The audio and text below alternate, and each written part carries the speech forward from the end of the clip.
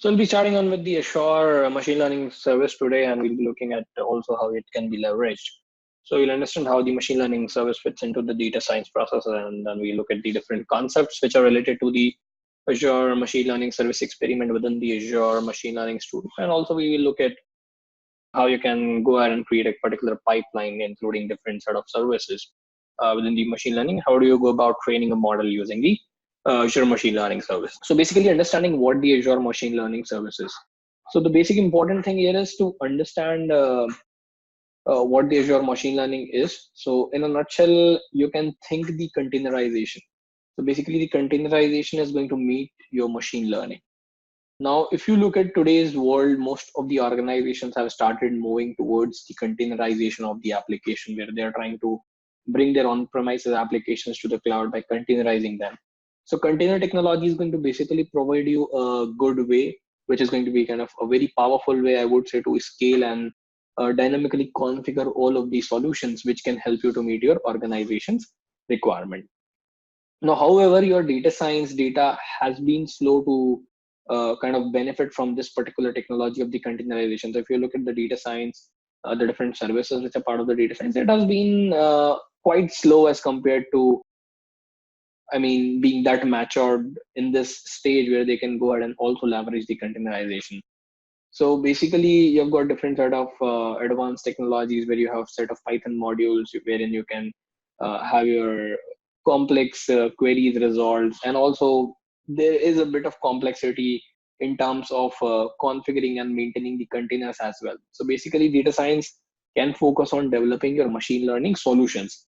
But if I just talk about much more to the data science, it would be your different key services which would scale your data wrangling, or it could have your model training done. There is model evaluation, there are deployments, there are model management. So all of this can be easily implemented, and that's where you could go ahead and deliver your solutions in a very improvised way. And that's where you've got the Azure machine learning services as well.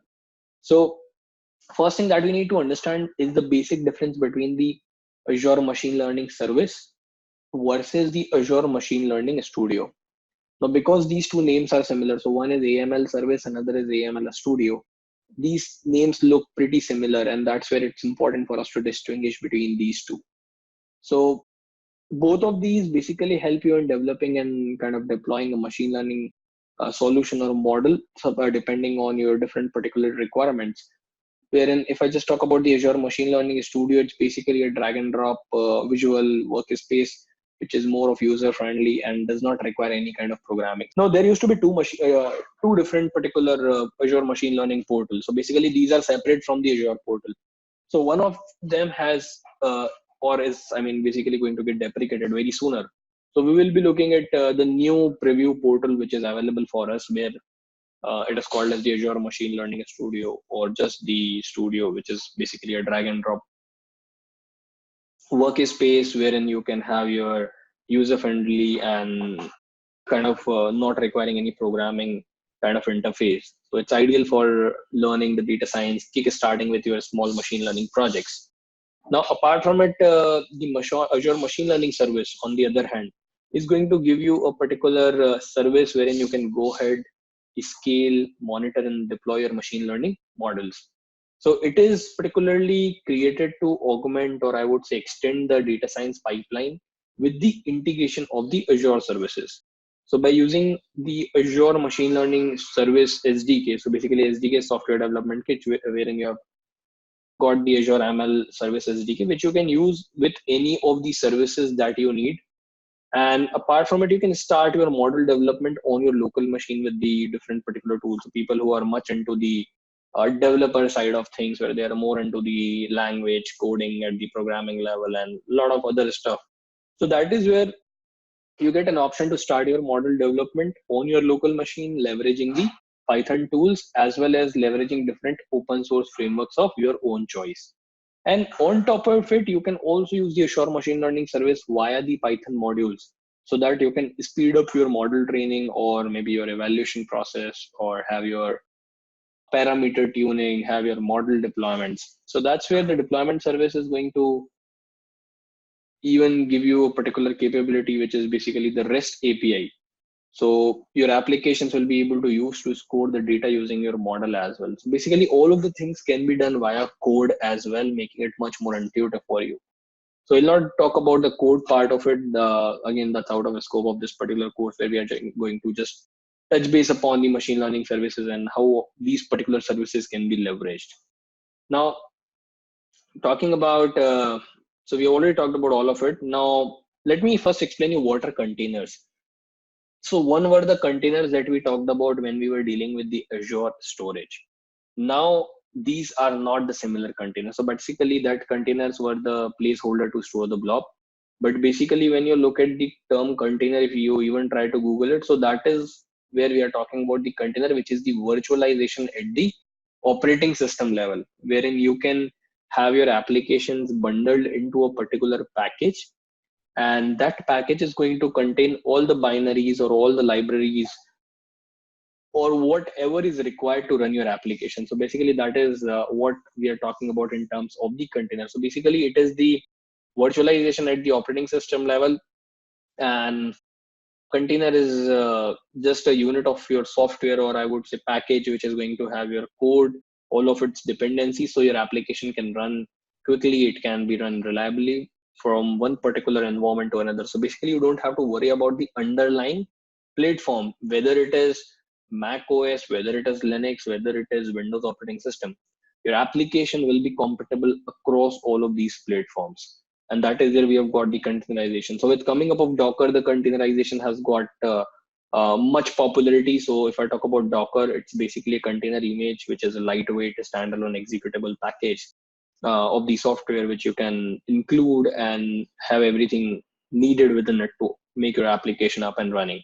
So it's going to have your application code, runtime, the system tools, or the system libraries, the different settings. And if you look at the container images these days, it has become very popular. And especially specifically if I talk about the case of the Docker containers, the images have become the containers when they run on the Docker engine. So if I specifically take you into the Docker level of the how the containerization is today's date is playing a key role. So Docker containers basically run on the Docker engine, wherein you have got kind of standard Docker container, and these are lightweight and more secure. So applications are more safer within the containers, and Docker are going to provide you the strongest capability of having the services up and running. So that is how you can leverage the containerization. I'll just give you a quick view of the Docker. So basically, I've got the enterprise container platform. So you create an image. Now, one is you can upload it onto the Docker Hub repository, where you have got a Docker Hub, like how we have GitHub for storing the code. Similarly, I've got a Docker Hub, and you can install Docker onto your machine. You can make your applications containerized. So you can create a container image. You can either upload it to the Docker. Apart from it, Azure also gives you different particular services like Azure Container Instance or Azure Container Registry, where you can fetch the images from Docker. So I think we earlier talked about the Hello World Docker Microsoft image, which were we fetched from the Docker Hub, and we saw how a particular node application was able to run within the Azure Container Instance. So basically, a lot of different applications are available wherein you get the environment that you need. So if you need a .NET environment, or if you are looking at Node.js environment, you get the container, and within which you will be able to run your application.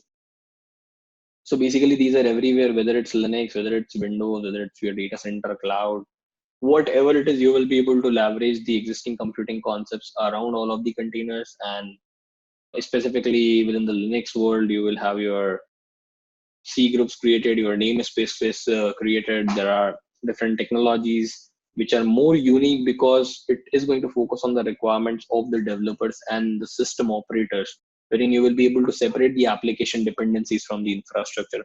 And that is the reason that Docker has got so much jump these days. So basically, most of the organizations today are looking at containerizing their application and moving it to one of the cloud platform, or maybe leveraging their own internal cloud. And on top of the containers, you get the Kubernetes.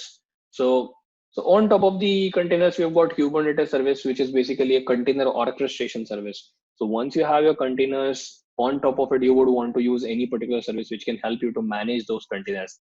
And that is where the Kubernetes comes into the picture. It's basically an open source container orchestration system wherein you can have the automation of the application deployment, the scaling of it, the management of it. So it was basically originally designed by the Google, but now it's a part of your open source system. So also it is sometimes referred to as the K8s. So that's the Kubernetes service. Now, moving back, just now talking about the Azure machine learning services with the data science processes or the data science pipeline. So first thing that you do is the environment setup. So you start by creating a workspace. So we are going to create a workspace within the Azure portal. So this workspace is a place for your machine learning work to be stored within the Azure. This workspace will be created within the Azure portal. If you want, or if you're more comfortable with Python, you can also create the workspace with the Python code. So basically an experiment object is created within the workspace, which is going to store your information about the runs of your model corresponding to the model that you have trained and tested. And then you will have multiple experiment objects within the workspace. So you can think of workspace as a placeholder to store all of your different particular experiments that you are going to perform. Now, Azure Machine Learning Service will allow you also to interact with the workspace. So we'll be having, you can either go ahead with a preferred choice of ID like local Jupyter Notebook or PyCharm, or could be an Azure Notebook. Or if we want, we can also deal with the Azure Machine Learning Workspace, leveraging the Azure Machine Learning Studio and the Azure portal. So it's very easy to configure the environment. We'll see as we go ahead. The second step that comes in basically is the data preparation. So before you can train a particular model, you will need to explore and analyze the source data, wherein you are going to determine its overall quality. You will have to select the data for the different model features. So typically this is going to involve your statistical analysis, or it could be your use of visualizations. There would be on top of it, then you would have your data wrangling. Then you will be doing the cleanup of the data. There will be transformations where you're going to prepare the data to be used further within the model training. So you can use whatever Python module you want of your choice. Like you would have your data preparation models like pandas, or if you want, you can use the Azure Machine Learning Data Preparation SDK, which is called as the Azure ML data prep. So a lot of different options available for the data preparation. We will look at it on the Azure ML Studio, within the Azure ML Studio. Then we have got the experimentation. So experimentation is the iterative process of your model training and the testing. So it's more of an open source package, which would have something like scikit-learn, or there would be TensorFlow. There would be different other platforms which are supported with it. So after building the model, you can train it locally, or you can train it on a remote machine. And a key feature of your Azure Machine Learning Service is the basic ability that it gives you to run your model training and the evaluation within the Azure containers. So maybe I'll again show you creating a small Azure container instance and how do you use that service. And it's very easy for you to monitor the remote model execution, retrieve the overall output using the Azure ML package. Once we have all of these particular things done, next is you will need to create and configure a particular compute target object, which will be used to provision the computing resource. And after that, once you have your resources provisioned, you will have the model that you would want to use either in your production. And if you, let's say you want to go ahead and use the model, you can go ahead, use it in production. You register the model to the model registry within the workspace. And lastly, you do the review. So you build the model, you train and test the model either locally or remotely. So training and testing the model comes into picture, where I have done the train, I have done the test of the model, I configure the compute target, and lastly, you go ahead and register the final model. So that is all that you do within the experimentation phase. And then you get the deployment. So once you've made sure that the model is going to run correctly within the local environment, or it's running correctly in the local environment and is performing all of the accuracy level related stuff that you would want, you can go ahead and deploy the model. So you will create a Docker image, you will then deploy to the Azure container instance. Now, Another important thing here to notice, there are different target environments which are available. So different target environments, like we have got Azure Kubernetes Service, you've got Azure IoT Edge, there is a field programmable gate array, which is FPGA. So for the deployment, you would need different kinds of files. One would be your score script file, which will help you to decide how to run the model you would require. Environment file, which will help you to specify the package dependencies, which are more important when you are using the open source packages. Then you will have to have the configuration file, which will help you to request the appropriate amount of resources for the containers. So how many resources are required for your containers? What are the package dependencies? What are the score script files? All of it will be required for you for the deployment processes. Then there is Azure machine learning service experiment that we will talk about in some time. So in terms of the Azure machine learning service experiments, you have got different key components. So you've got training, another part of the deployment. So in terms of the training, there are going to be Python scripts which are going to execute on your different compute targets. Based on the compute targets, either there is going to be a data store from which it is going to fetch the data and then store those run records within the experiment, or directly query the experiment corresponding to the Python script. Then second part comes as a deployment, where you make the prediction, you register the model. So in terms of registering a model, you are going to provide the application or the script which is going to use the model, create the image of it. So basically the Docker image, you deploy the image either to the web service or to the IoT module. And then lastly, you make the prediction based on the Python scripts that run as a part of your web service or the IoT module. So this also includes the web application service that we talked about. So that's where again, one part of the Azure ML service got covered, where we are where how to go ahead about deploying a particular application once you have the image or the container. Now, in terms of deployments, if you want to make a model available for consumption, you are going to deploy it. So different deployments environments are supported within the Azure. So there is a Docker image, there is Azure Container Instance. We have got the Azure Kubernetes Services, which is the AKS.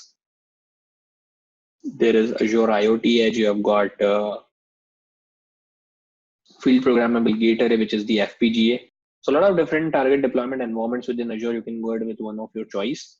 And for the deployment, you would also need some important files that I just talked about. So we already did discuss about the score script, the environment file, score script file, the environment file, and the configuration file. Now talking about some of the specific terms. So starting with what is the workspace. So workspace is basically your top level resource. So it's a top level resource for the Azure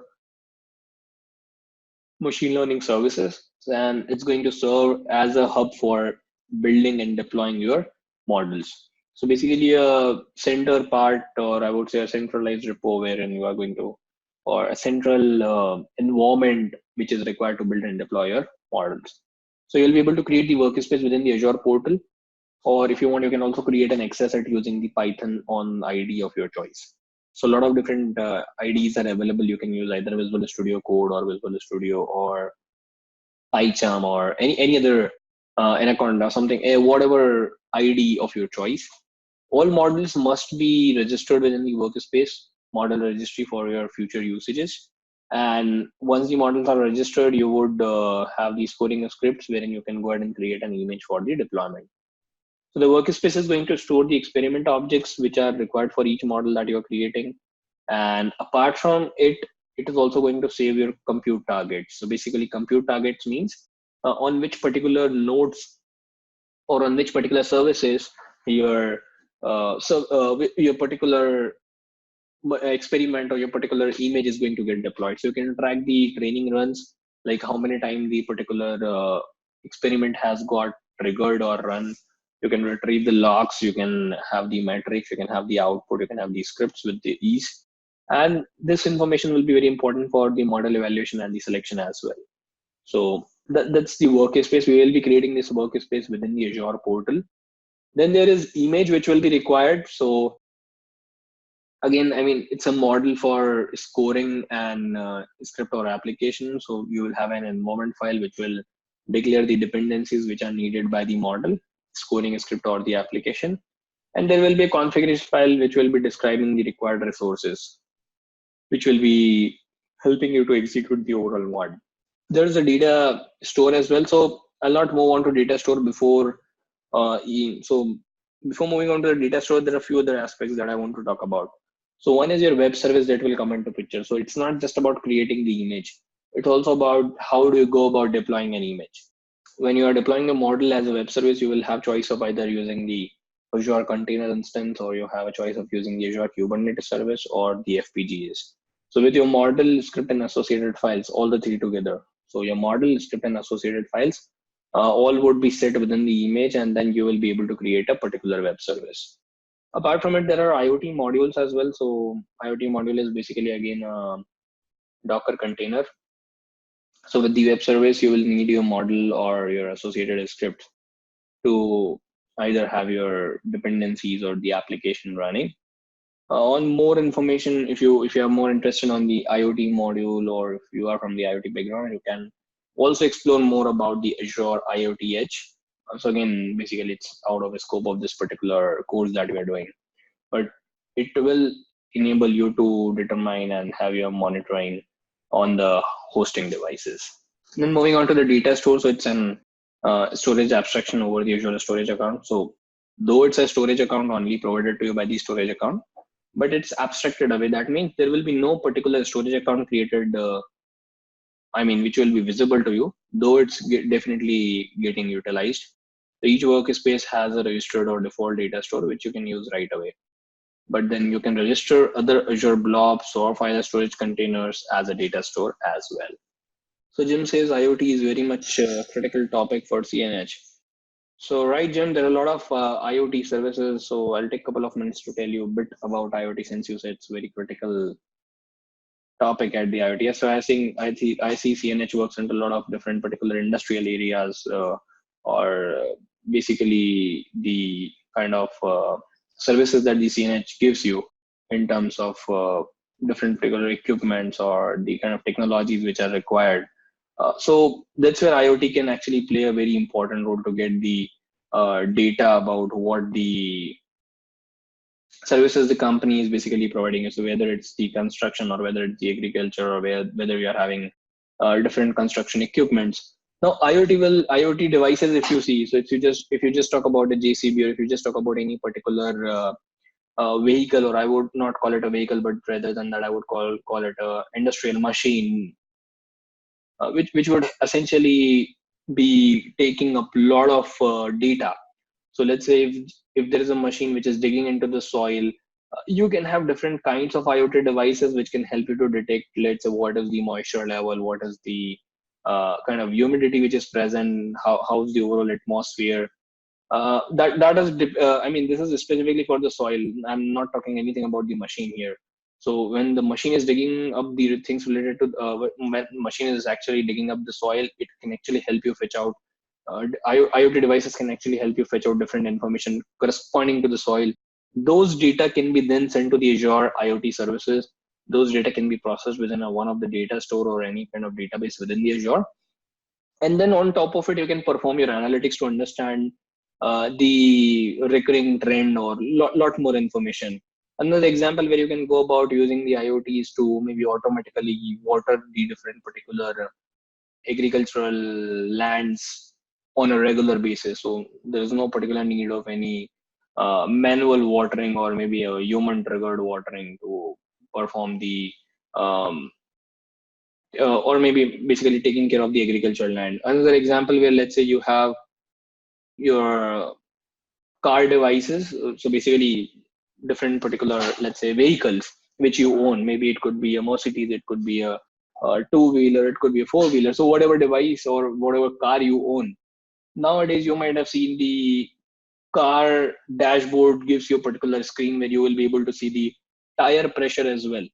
Now, how you're actually getting the tire pressure in real time? So basically, there are IoT devices fitted within the tire pressure. There are different kinds of within the tire. There are different kinds of pressure sensors, or different kinds of sensors which can help you to understand if there is a low pressure or high pressure within the tire. If it requires you to refill the air, if the air is low, if there is any leakage.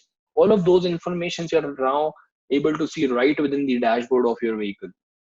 And it's all about the connected devices in today's world.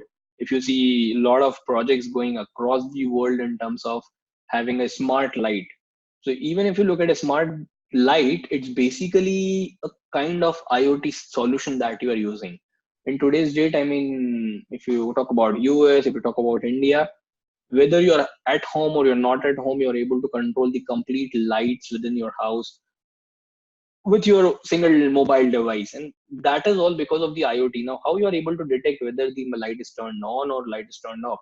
You are not physically present at the home. It's just the indication on the mobile app that you see. So that particular data is essentially all getting processed as a part of the different IoT services which are available. So these are all the real life examples that we normally use in our day-to-day life, but we don't essentially realize that at the end of the day, we are actually leveraging the IoT in one or another form. So that was, I mean, kind of bit of discussion on or talk about the IoT and how it can be leveraged. Um, I don't know much of the scenarios, what CNH does, Jim. So otherwise, maybe I would have taken some of the scenarios which specifically CNH performs or CNH plays a key role in. Definitely, Jim. Now, after this, moving on to the another part. So we have got data store, then we have got the Azure pipeline. So what is this pipeline? So there is a machine learning pipeline, which is basically a tool to create and manage the workflows during a data science process, which will help you to include your data manipulation, or there would be model training, testing, or there will be deployment phases. So each particular step of the process can run unintended and unattended and in different compute targets, which makes it easier to allocate the resources. So that means there would be parallel running of your different particular services or different particular models across different compute targets. These compute targets will basically will be nothing but kind of your container image, which is running either on top of the Azure container instance, or if it is a FGPA, or if it is FPGA, or whether it is your Azure Kubernetes service. Any particular service, depending on what you're using, basically is going to provide you the infrastructure to run all of these. Then there are compute targets, so it's the compute resource to run your training script or host service deployment. So as I told you, it is attached to the workspace, and other than the local machine, these will be shared by the users of the workspace as well. So it could be any different services that you use. So these are some of the basics, important terminologies which we will be dealing with. Now, talking about what is a deployed web service. So for a deployed web service, you have different choices of container instance or AKS or FPGAs. With your model, script, and associated files all set within the image, you will be able to create a web service. We did talk about the IoT module as well. Now, talking about the pipeline, so there are four specific features of the Azure machine learning pipelines. One is the task execution, which can be scheduled. So you can go ahead and schedule a execution task, and it is going to free up the time for the data scientist, and especially during the data preparation phase, it will be quite helpful for you. Second is you will have the flexibility to allocate your compute targets for individual steps and coordinate multiple pipelines. So as I told you, you can run multiple experiments or multiple other services in parallel, and all of it will be running on specific dedicated compute nodes. Then you will have the scripts for pipeline, which can be reused, and you will be able to customize them for different processes. It could be retraining, it could be batch scoring. A lot of different processes can come into play. And lastly, you are going to have all of your input and output and the intermediate task and the data recorded, which can be easily managed. So if you look at this diagram, basically it talks about preparing the data, building and training the model, and then deploying and predict the model using one of these scoring algorithms. So you have your data storage locations, data is ingested, it's used for the data preparation. And all of your data preparation tasks, like maybe normalizing it or transformation or validation of featureization, or maybe it could be anything, splitting of data into two different data sets. All of those things can be done within the Azure Machine Learning Studio. And let's get started with the ML models with the ML service going forward. So in terms of the different Azure machine learning steps, one is your training the model. So we start with training the model. There is going to be a model registry. So you are going to train a logistic regression model or use any kind of different particular models that you are going to deal with within the Azure machine learning experiment. So you will have an kind of run in experiment process. So within the context of your Azure machine learning service, you can refer to your Python code, or maybe you can have your training of the model, or having the hyperparameter tuning. It could be any particular task that you can run. And then in terms of the experiment, it is going to be the composition of your series of different runs. So basically, you perform a lot of runs one after the another. So if you have one run for logistic regression model, there would be another run for any other model. Let's say it could be a KNN model. So basically, that is what it is going to contain about. After that, you have got the model registry. So you register the model within the Azure portal, or basically the Azure Machine Learning Studio. Then you use the code editors for scoring the file. So you've got different kinds of file scoring services which are available, which you use. Now, in terms of the deploying, where do you deploy the model? So when we talk about the deployment of the model, so you start with creating the Azure machine learning services. Once you have the services up and running, you can either use the Python SDK along with it. You register your model to the Azure machine learning service. Then you use the code editor. So you create a scoring script. So container images will allow the users to deploy the models with leveraging the machine learning model. And you can do this deployment, which is going to dependent on other dependencies. It could be PyTorch or any other dependencies. So using containers to deploy the machine learning models will help you to avoid these dependency issues. So if you are just deploying the scoring file, it's a possible case that it might have other dependency services with different other components. And that is the reason, as I told you, this image or the containerization nowadays is very important part of the DevOps, as well as any other service that you are using. So it's basically a DevOps process of containerizing something into an image and then forming an image of it. So it's not a task of a data science or a data scientist. It's a task of a DevOps person, or basically a site reliability engineer within your team, which will help you to containerize the image and create and register the image. So containerizing the image will help you to package the stuff that you need to prepare for the model itself, or more, it could be for your inferencing engine like PyTorch, it could be your scoring file, it could be any dependency. So all of these are going to be clubbed along. And after this, you will be having an environment configuration YAML file, which is required for the containerization. And once you have the YAML file, you can go ahead and create the image. So as I told you, all of these tasks are basically going to be performed by the DevOps guy or the site reliability engineer. And then you have the deployment of the model as a web service. So you can go ahead with the deployment in two different formats. One is you can deploy the image, or another is you can go ahead with a VM based deployment, or you can leverage the FPGA or any other Azure service to do the deployment. Then you can have the scoring of the data with the deployed model. You do the managing and monitoring of the model lastly. So once your deployment is done, you go to the monitoring, where your data scientist will create different particular machine learning pipelines, or they would create different kinds of tracking information about all of these experiments, which will be separate from the model training and deployment process. So you can manage and track the machine learning models, which can be either a time consuming process, it could be error prone process, but again, I think at the end of the day, it's required for you to completely manage all of it. So Azure machine learning service is going to have a model management and a tracking feature, which will be integrated within your pipeline, so that you can automate the task of monitoring.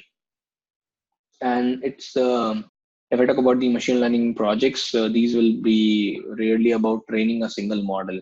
Rather than that, it always is going to deal with the end-to-end pipelines of the continuously developing, managing, and deploying models. It's basically a continuous pipeline that is going to continue forever and ever. It's not going to be just a single model which you run and then you have to stop. So that's about registering the model, registering the image, monitoring and collecting the data. So the model registry is basically a single place where you keep the track of all the models within the Azure Machine Learning Service workspace, and it will ensure that the models are all stored within the structured format, which can be queried as and when required. Now, after the training of the model is done, it will be important for you to track the experiment and monitor the evaluation metrics. So, as an example, you might want to know how is the accuracy of the new model as compared with the old model. Another question that could come is how many users are using the new model and what is the traffic at any given point of time. So again, there comes the three primary things that you should consider for the machine learning models in terms of the monitoring. So if you're looking at monitoring your machine learning models, one is you should determine whether the production data drifts, whether your decision is going to be better based on whether to retrain the model or whether to optimize your existing model, and lastly, tracking the model usage and statistics. These are the three different things that you should consider. Also within the Azure machine learning service, you will be able to track the experiments. You will be able to monitor the metrics with a few different lines of code. So a lot of different things available as a part of the Azure machine learning services. So in terms of understanding the complete Azure machine learning steps, or I would rather say the Azure machine learning pipeline, we'll deal with the creation of the particular pipeline, and we'll look at how you go about using these particular services. So start with training the model. You register the model. You have different code editors where you code the file, have your all of dependencies. So using all of it, you club them into a particular container. You create the image. Either you can upload that image within the container Azure Container Registry. If you want, you can upload it on the Docker Hub, any one of these, and then you can deploy it using either cloud service or leverage different Azure services to do the deployment of that particular image. And lastly, you can model it. So first of all, let me tell you like what is a REST API. So basically, it is going to be a set of rules which will allow the programs to talk to each other. So when you send a particular request, you are going to get back a response corresponding to that request. So the developer is going to create the API. So API is nothing but it's an application programming interface. So the developer will create the API on the server, and then it will allow the client to talk to it. It's basically a client server kind of interaction. Now, REST is going to determine how the API looks like. So basically, REST is the representational state transfer. So it will define the different set of rules which the developers are going to follow when they're going to create the API. So let's say you are, as an example, let's consider an example where you go to YouTube, you try to find some kind of videos, and you type something in the search field, and then you hit enter. So let's say you want to find the videos of maybe Justin Bieber, and you try to go to YouTube, type in Justin Bieber, and then you hit enter within the search field, and you see all the videos, popular videos corresponding to Justin Bieber coming in front of your eyes. So basically, the REST API works in a similar way. You search for something, you get a list of results back from the service that you are requesting from. So as I told you, API is the application programming interface. Basically, it defines the set of rules which will allow the different programs to talk to each other. And then the developer is essentially going to create this API on the server, and it will allow the client to talk to that particular API. Now, REST is going to determine how the API is going to look. So it's basically the set of rules which the developer is going to follow whenever they're creating the API. So one of these rules basically state that you should be always able to get a piece of data whenever you link it to a particular specific URL. So there are so each URL is called a request, while the data which is sent back to you is called response. So even when you hit google.com, basically you are sending a request to the google.com, and what you see in front of the eyes basically is the Google page getting rendered for you. So that's the response that you have got back. So it's all about a request and response. So there are different kinds of other stuff which are involved as a part of the REST API. So what are the things which the request is made up of? What are the things which the response is made up of? I hope this makes it clear for people who might not be aware of what the REST API does. It's basically REST request and response model where you try to hit something, you get back the response. So you should get a piece of data back whenever you're trying to go to a specific URL.